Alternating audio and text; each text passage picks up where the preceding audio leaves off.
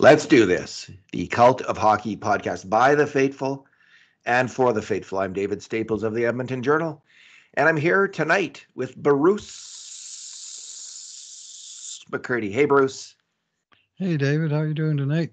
Good. I shortchanged the listeners on the Bruce last game, and a few people pointed that out. So, Oh, yeah? Okay. yeah, Well, that was for them. And for the Oilers. Big win tonight, Bruce. Huge. yeah. How you doing? I'm doing all right. My pulse has kind of come back down again. The last few minutes was building to a higher level, and then they actually did a pretty darn good job those last few minutes, and not letting really any didn't need any um, miracle saves or anything. It was pretty decently controlled for a game where the Oilers got outshot by 20 shots, 33-13, and yet somehow found a way to come out on top of a 1-0 final score. So Yeah, they did it, Bruce. We'll get into how they did it. Let's not have any further preamble. Let's get right to it because it's really late. Thank you, Sportsnet, for scheduling the game at minus 11 o'clock, whatever it was, Eastern time. Those poor people in Eastern Canada who are Oiler fans. All right, Bruce, two good things, bad things, two numbers, and one conundrum. We will go with two good things each. What is your first good thing, Amundo? Yeah, I'm going to go with Evan Bouchard tonight. I thought he had a very fine game. Of course, highlighted by the one goal that was scored on this game on a prototypical Bouch bomb on the power play, a one-timer set up beautifully by McDavid and Draisaitl. You really couldn't ask for a much more satisfying goal than the one that was scored in this game by the Oilers.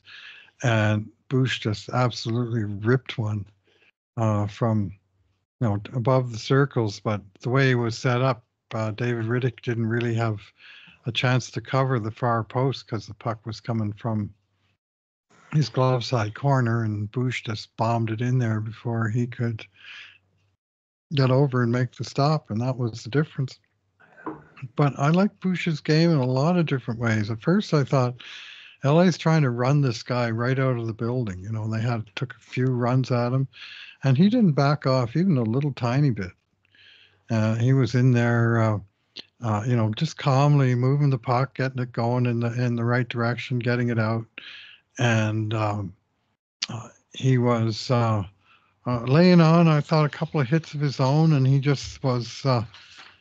He's shown this a little bit before that in the playoffs he can pick it up and play a little bit of a, or put a little rougher edge on his game, and I think it looks just fine on him. And I thought he was. He played 22 and a half minutes tonight. There wasn't hardly any special teams. So he was, all the defensemen pretty fairly shared the ice time and blocked a couple shots, had a couple shots on net. But most of his best work, I thought, was basically controlling play, getting possession of pucks in his own end and making decent passes, whether in zone or breaking out of it, and putting the puck in good places and not panicking, which is one of his strengths. Yeah, sometimes it really you think is. he needs to, he's not urgent enough some nights you think, but tonight he found that balance, I thought, just right, and thought he delivered a powerhouse performance. Super sharp with the puck and without it. There was, I thought on that goal, he actually changed the angle on his shot. I think he was backing up just a little bit to as he was in the shooting motion, which changes the angle on the for the goalie. And it was one of the reasons that he was able to score, although it was just a wicked shot. He made a great play just earlier. He had pinched to keep the puck in, and he set up McDavid down low for what, the Oilers hadn't had a lot of great chances early in the game. They didn't have many great chances throughout the game, but McDavid got that pass in front. He couldn't get off a shot because he was all he was in an awkward position when he got the pass, but he did set up Bouchard for a great shot then. Bouchard's this was so strong defensively in that game, Bruce, that he earned some praise from none other than Kevin Bieksa, who is the sharpest commentator, other than he and Ray Ferraro. I don't know where Ray's working now, but I hear him on American station once in a while. Yeah, I think he's working regularly. We just didn't see him, unfortunately. But Bieksa is excellent, and he's very sparing in his praise of the Oilers, because I think Bieksa senses what we all sense, that this team isn't going to go anywhere, Bruce, until they get their defensive game together. Until they figure it out defensively, they're not winning the Stanley Cup. So he knows that from being a playoff performer and a very experienced NHLer, an excellent NHLer. And so he's always pretty sparing in his praise of the Oilers. But tonight, he singled out Bouchard. He said he was playing really very, very sharp defensive hockey. And he also singled out Darnell Nurse, saying if Nurse keeps it simple, he's an excellent defender. So that was interesting to see. So a rarity, I will suggest. Bruce, my good thing, well, I'll go with Stu Skinner. Now, I gave him a 10 out of 10. And usually in a game where there's not more grade A shots, I won't give a 10 out of 10, even if it's a shutout. But this was the playoffs. This was a tight game. The Kings had 10 grade A shots. The Oilers had 6. So this was about the most low event game of the year, I think, that we've seen for grade A shots. And for 5 alarms. Yeah, and for 5 alarms, it was 2-1 for the Oilers. So there was only one on Skinner that was a 5 alarm, but nonetheless, it was just endless tricky moments, tons of pressure in the Oilers zone, tons of puck possession from the Kings in the Oilers zone. He worked hard this game, and he had all kinds of very, very difficult moments to handle. He looked confident from word go. He looked solid in his net from word go. So I think he was the beneficiary of some really good defensive play by the Oilers in the defensive slot. But when he was called upon, he was outstanding. They threw the kitchen sink at the guy in terms of offensive pressure. And he put it right in I guess he screwed it right into place. Well, how many California attempts did he face in this game? It seemed so like 15 in the first period. Just, fire pucks from outside into traffic, and they were creating all kinds of traffic around in front of him and getting these shots from, weird angles and stuff, but, into the slot. And it was a matter of the right deflection, which they never did get. But they did get a couple, and he stopped those. And he was, like you say, I agree, he had to work hard. And, 10, when you break down a 10, it's really 1-0, right? They might have set a record for California in attempts, Bruce, in that game. I mean, they were just constantly firing from the point. What is your second good thing? Yeah, I'm going to go with Leon Draisaitl, who not only did he make the expert pass to tee up that Bouchard bomb that won the game for the Oilers, but I thought he helped win the game in a number of different ways. It just had a very strong, to me, 200-foot game. And I know that the possession numbers, well, they don't really favor any of the Oilers in a game where they got outshot 33-13. And honestly, I had some questions about the LA shot keeper. It would seem like when the Oilers would get a shot, their total would go down by 1. That happened more than once. So I wonder how LA had all these great shot shares this year. Maybe we should look at home road splits for these things, because the home guy has got some interesting ideas about what isn't a shot for the other team. Anyway, Leon had a couple of very good shots of his own, and a great one with about 6 minutes left in the third, or 8 minutes left, right after the one LA power play, which Edmonton killed. And of course, they put out the big 3. And it was a really nice 3-way passing play, setting up Leon in front. But more than that, I loved his defensive game. He had 2 of Edmonton's 5 takeaways in this game. and 3 block shots, which is a lot for a forward.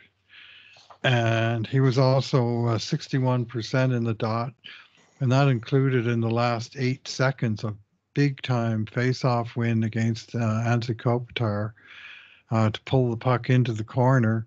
And then he went out into the middle of the zone and blocked the desperation point shot that was just trying to get the puck into traffic, for banging away at it with 2 seconds left. And it never got through because Leon was in the way blocking it and clearing it out, and that was that. And I thought his attention to detail on the defensive side of the puck was very, very good in this game. And I really agree, Bruce. I think he's really been coming on, and like he's still not an excellent defensive player. His defensive instincts aren't top drawer, but his effort is definitely there. He's putting in the hard work on defense. He's trying to get it right. And Kane's still a bit of a mess in his own zone. Like when it goes out to the point and Kane's there, that's the last thing I want to see. But Leon's covering for him. I mean, Kane's trying to, and he's getting it done. He was like the Oilers in the first period. They were really the Kings really came hard in the first period. But Leon was one of the first to try to rev it up for the Oilers and get it going. And he charged up ice a few times. He set up Kane once, Nurse once. And he broke in for his own grade A shot in the first. So right from the start of the game, he was trying to take command. And the key to this series is if his line doesn't get outscored by the Kopitar line, I think the Oilers will win the game. That's what happened tonight. Like they played it even, and they weren't always out there against the Kopitar line, but that's a key for the Oilers. I like the McDavid line out there against the Kopitar line. I think that's a good matchup for the Oilers, and they did get that quite a bit. But Draisaitl also had his moments where he had to defend, and he did well. Yeah, mostly he played against Danault, Moore, and Arvid. Yeah, that's better for the Oilers. Over 10 minutes against, in fact, the entire quintet, Gavrikov and Roy is part of that duo, and he played 10 minutes plus against all 5 of those guys. So that was the primary matchup. And, that in a road game, the matchup is not determined by the Oilers coach near as much as it is by the opposing teams. That's interesting that they wanted Kopitar out there against McDavid then. Like I think that's a mistake by the Kings coach, frankly, because that Kopitar line is their best offensive line. But anyway, Bruce, my second good thing is the fourth line of the Oilers, Ryan, Janmark, and Dylan Holloway. There was a couple times in the game where the Oilers, the Kings were putting pressure on the Oilers constantly. But there was a couple times where they needed a line change, for instance. And the puck got shot down the ice, and Dylan Holloway just charged as hard as he could down the ice. It's happened at least twice, once with England in the first and then once again in the second or the third.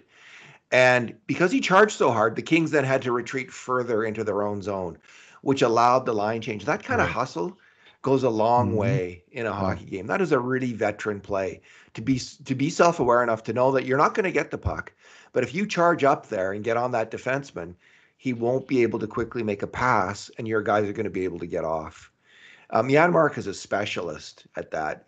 His actual specialty is advancing the puck himself and then holding it in the opposition end so everyone can change. But good work by Holloway on this one. I thought Derek Ryan he had a really good game. And he was trusted, he and Desharnais, in the last minute there by the coach. It's no obvious why. They're both outstanding defensive hockey players, very smart, very responsible. And he was part of the penalty kill, Derek Ryan was, as was Desharnais. A number of players were out of the penalty kill, CC, on, and Nuge. That was absolutely crucial that they kill off that penalty. Ryan was part of that. So Derek Ryan also set up Dylan Holloway for a nice one-timer shot in the first period. So they got a little bit done on the attack. They gave up very, very little on defense. And they were trusted by the coach. And that happened because they're trustworthy players. You want to see trusted by the coach, Derek Ryan in this game played 9 minutes and 38 seconds, and in total he played 17 shifts. He played 4 shifts in the last 5 minutes of the game. Oh, They weren't is that all right? long shifts, 32 seconds, 35 seconds, 20 seconds, and and this was like he played 3 shifts in the last 3 minutes, and including right down to 14 seconds. Uh, he changed on the fly just before Skinner froze the puck for that last faceoff, and in part because he's the right shot faceoff man, and it seemed like there was a million draws on the left dot of the offensive zone from LA's perspective. So, and he wasn't taking a ton of faceoffs, but they trusted him to be out there, and in the last minute he's out there with McDavid. You know, guarding the points and making sure that there's no lanes left open. Uh, you know, the thing that you were just talking about, Kane on the blue line. Well, Ryan is almost the polar opposite of that. He's always in he knows his angles and seems to be in the right place, that he doesn't give up much for free. And Yeah. he was clearly highly trusted. I mean, for a guy who never even played in the series, comes in and plays under 10 minutes, but he has 4 shifts in the last 5 minutes. That's quite spectacular. What is your bad thing, Bruce? Yeah, it wasn't a lot bad, and I don't want to whine about this or that hit or call or whatever. So I will whine instead about the ice in LA, which I think is pretty poor at any time. In December, it's not that great, and it's certainly not wonderful. And, it's very hard to make clean, precise plays. There's a lot of bouncing pucks. And I mean, especially the part of that was just the style of play. There was every puck was a battle. So there wasn't a whole lot of opportunity to make, with smooth passes, stick to stick. But I just didn't think the ice there is all that great. And I think uh, much as I don't mind a game that has a lot of battles in it, I'd still like to see some of the skill that I think the iffy ice detracts from that aspect of the game. Might have not have favored the Kings, right? Because they were on the attack trying to make passes all game. They had the foot on the pedal and they couldn't execute when they needed to. Yeah, too bad for them. Yeah, I know this is a conundrum. This is a conundrum in itself, picking the bad things, because this was a really solid game, and I gave I think the lowest mark was a 6 in this game, because this is the kind of game that the Oilers need to play to win the Stanley Cup, and when players do that, just great team defensive play, and I'm hesitant to criticize anyone, but I will say this, that I think there's 2 players who on offense, or like 2 players on the attack in terms of their two-way game. I mean, who have yet to bring their A game in the playoffs. And they're really crucial players, are Foegele and Ryan Nugent-Hopkins. And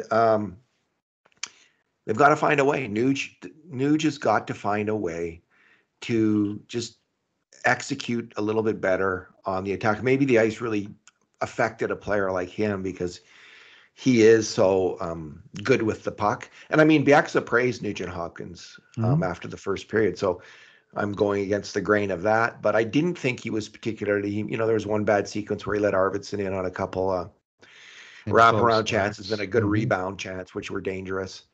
And I just don't see him making a lot of plays. He did make a really strong play on the penalty kill, though. So that bumped his mark up to a 6 from a 5. So it's not like he was bad this game, but he hasn't brought his A game in any of the first 4 games. And I would say the same thing about Foegele. Foegele in the loss actually was a culprit on a couple of the against. Yes. And those are key moments. That got him, I think, bumped off that line, those plays. Yes. Bumped off the Draisaitl line. And he's still figuring it out right now. That line of McLeod, Foegele, and Perry, I think, is a good line. But Holloway's outplaying Warren Foegele. Holloway's outplaying Nugent-Hopkins. I mean, it's not time yet to bump anyone down, I don't think, further. But Holloway's making a case for it. with his speed and hustle and shooting ability. He's having an impact on a game, and those two players are not really doing it. So maybe they'll figure it out next game. Maybe they'll be the stars. We can, fingers crossed. This is a bit of a recurring story with Nugent Hopkins in the playoffs. He's had some great games in the playoffs, but in the last 2 years he has been starred in the playoffs, and I think he really needs to figure out a way to make more of an impact at this time of year. I'd like to see him play with a little more edge. Yeah. And he does have it, and he has it sporadically. And the games that he plays an edgy style, and get some sneaky hits in, and just raises a compete level. If there's one for your bingo card. A compete level for puck battles along the walls, especially in the defensive zone.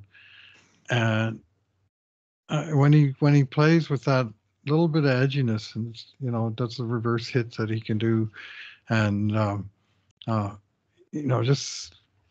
just tiny bit more determination, and he can be extremely effective in puck battles or anything else. Like, he's got a whole lot of game, and right now I'm just not quite seeing his A game either. Yeah, it might not be the easiest line to play on with Draisaitl and Kane. Like, they are idiosyncratic players, I'll suggest.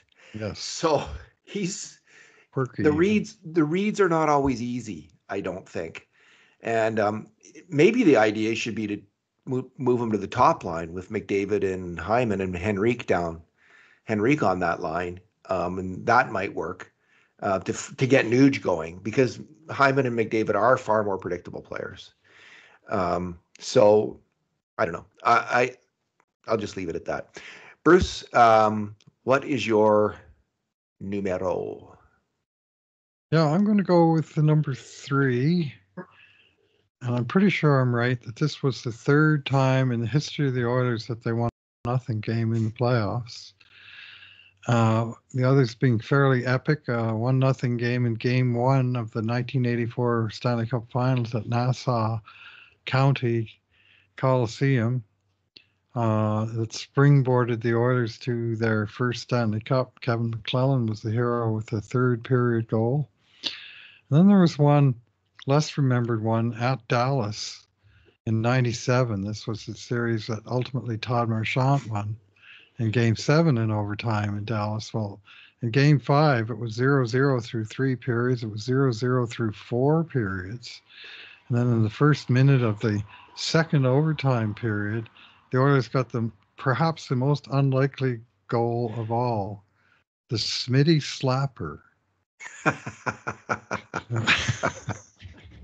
He wasn't known for his gun. Well, he was known for taking prayer outside slapper that never went in. And people couldn't even understand, why does he bother with that thing? It never works. Well, it worked this one time, and it apparently incentivized him to keep doing it. But it worked at a very key time, won Game 5 in Dallas, 1-0, when he beat former teammate, oh, that's not right for him, when he beat former Oiler, Andy Moog, to suddenly, out of the blue, decide what it had been a scoreless game for 4 periods. And this, I think, is the third one. And the Bouchard bomb is a little bit more of a sort of reliable weapon than the Smitty slapper or Kevin McClellan ever scoring. But whatever, you take your goal where it comes, and if you can keep all the ones out of your net, fantastic. It's a very tense way to win a hockey game, but when it's over, it feels good. Indeed. Bruce, my number is Cody Cece's, what's known as Corsi, his shots at net, plus minus at even strength. So he was on the ice for 8 shots at net, and for 37 against, 8-4 and 37 against. And sometimes I'm going to suggest, often, in my opinion, these shots numbers don't tell the story of a player's game at all. They don't come close. Cody Cece was really good this game. He won so many battles. Bruce, he kept a clean sheet throughout the game. He didn't make a major mistake on a grade A shot against, either at even strength or on his time on the penalty kill all game long, playing tough minutes. Cody Ceci kept it clean. He was just really good. So, like, I think it obviously that tells us he was in his own end for a long time. Right. That's what Corsi tells you. Where the player was most often on the ice. Yes. It doesn't necessarily tell you though how he performed in the game. If you're going to use it as the sum of his performance, I think that you're often mistaken doing that, because the sum of Cody Ceci's performance tonight was good to great. Like, I mean, I gave him a 7. I could see giving him an 8. He was that good. So, what did you think? I loved his game. I thought he was an absolute rock in the defensive zone. He was always in position. He was always in the way.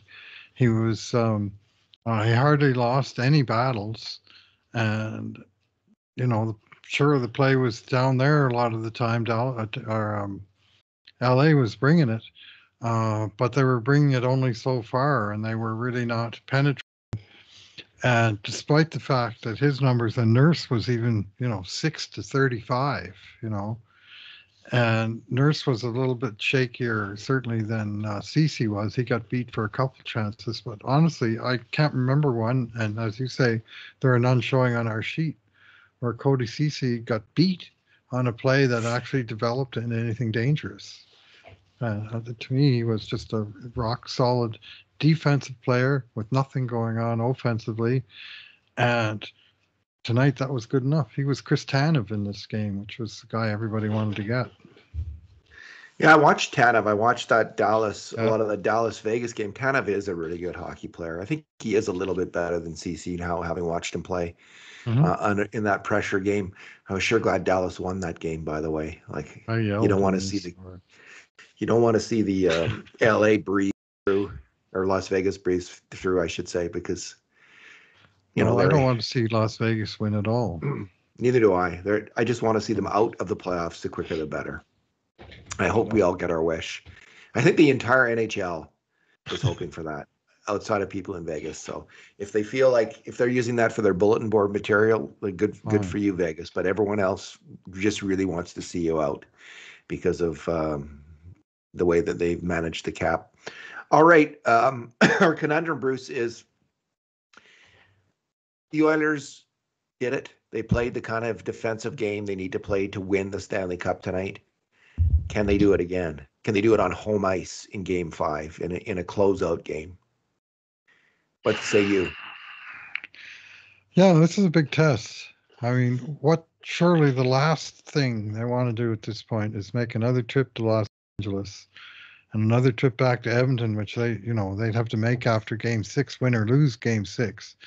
But in a perfect world, they take care of business on their home sheet on Wednesday night, and then they get a few days off before going to the next series. The strange thing is, in 2 games at home, they allowed 9 goals. In 2 games in LA, they gave in 1 goal against in 2 games. They completely turned that defense around. So hopefully that means they've turned it around, but they're going to have to prove that by, continuing to play staunch defensive hockey and get great goaltending back in Edmonton that they got here in LA over these last 2 games. Yeah, as I say this year with the Oilers, I'm from Missouri. I got to see it to believe it with the Oilers on defense, because there's just been too much of it where they don't do it. Mm-hmm. But I think at least it probably, 3 out of the 4 games here, they've played really good defense against the Kings in this series. And there was one. There was one 7-4 game was mostly decent defense with a couple of real strange bounces. That was, I thought, was really good on defense as well. That might have been their best game of the series. Probably it was. But there was one play late in the game that gave me hope for the next game. And the Kings were putting pressure on it. McDavid's line was out there with Henrique and Hyman. I can't recall the defenseman.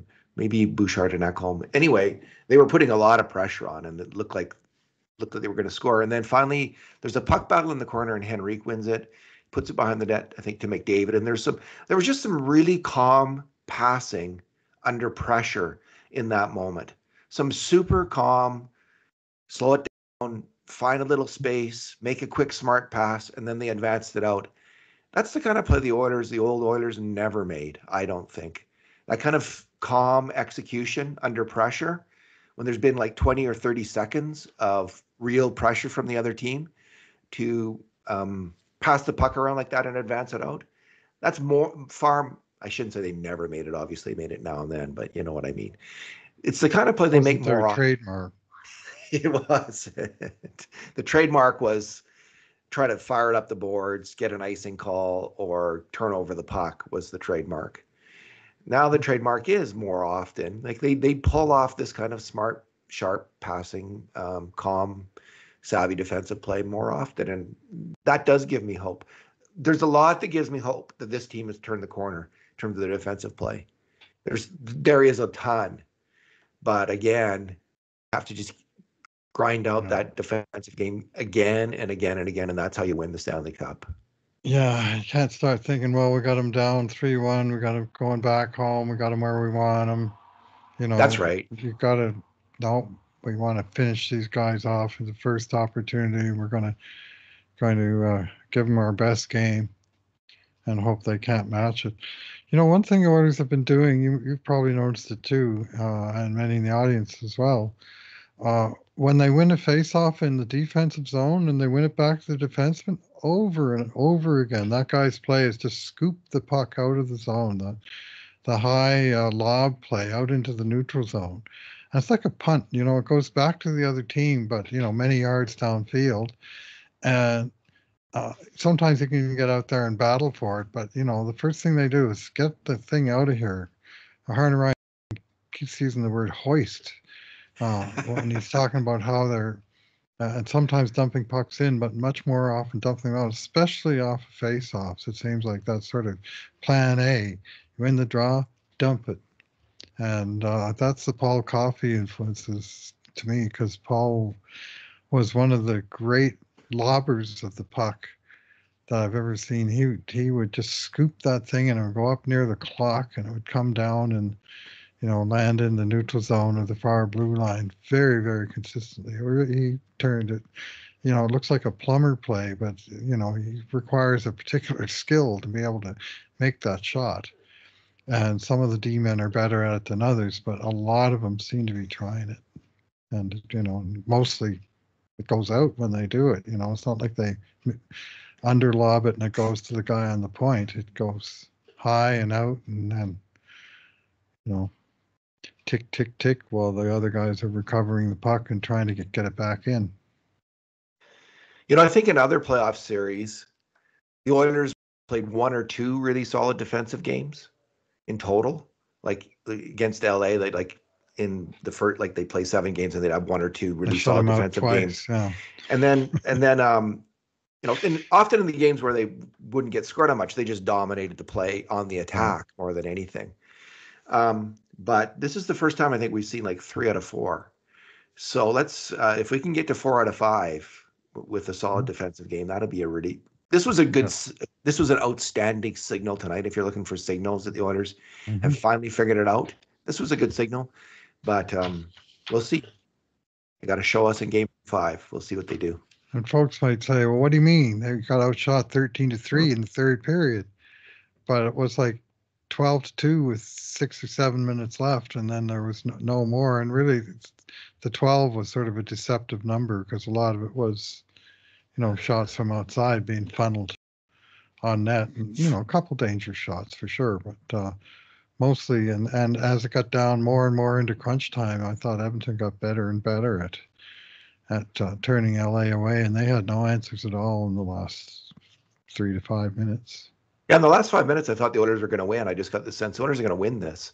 In the last 10 minutes, Bruce, they just gave up one grade A shot. That was with 6:30 left when Arvidsson took a shot from, you know, kind of wing, and it was a good shot that Skinner got. But that was their last one in the game. 6.5 minutes to go. So, alrighty.